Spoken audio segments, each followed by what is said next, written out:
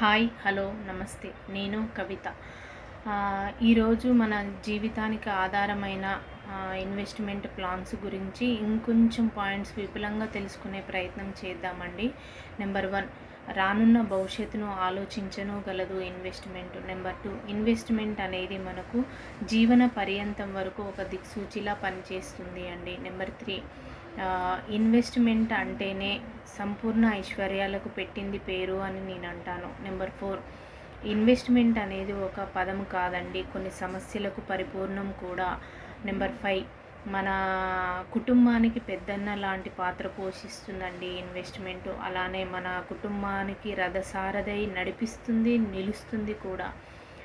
Number 6, మన జీవితంలో ఉన్న కొన్ని చీకట్లను తొలగించుకోవడానికి అతి సర్వశ్రేష్టమైనది ఇన్వెస్ట్మెంట్ అని నేను అంటాను.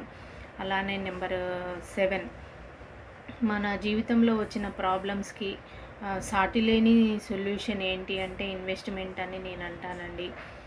నెంబర్ 8, అలానే మన జీవితంలో ఒక దివ్యవాణి ఉంది అని అంటే అది ఇన్వెస్ట్మెంట్ అని నేను అంటాను. నెంబర్ 9, నిజంగా 100% ఓటమి లేని విజయం ఏమైనా ఉంది అంటే అది భూమి మీద పెట్టుబడి పెట్టడం మాత్రమే అని నేను అంటానండి.